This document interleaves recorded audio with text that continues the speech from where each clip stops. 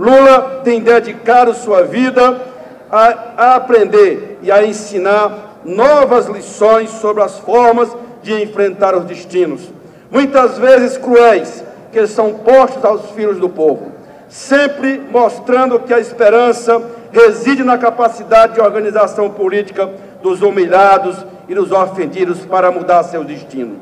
E que o medo, o terror e a astúcia são as armas dos opressores, que elas, por mais poderosas que sejam, podem ser derrotadas. Este é o maior legado do ex-presidente Lula.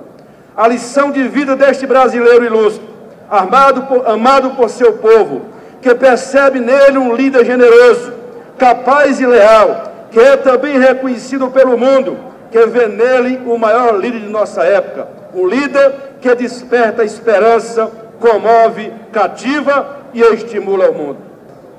Foi Lula que comandou as greves do ABC Paulista. Foi Lula quem comandou a fundação da CUT. Foi Lula quem comandou a fundação do Partido dos Trabalhadores.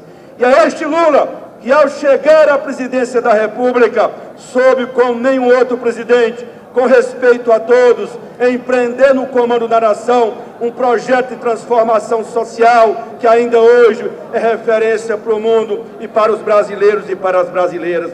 É o presidente Lula, merecedor da confiança deste parlamento brasileiro, é o presidente Lula, reconhecedor de nossa bancada, por tudo que ele contribuiu para a construção do PT, por tudo que ele fez por esse Brasil. É o presidente Lula, o maior brasileiro de todos os tempos e um dos maiores presidentes da República Federativa do Brasil.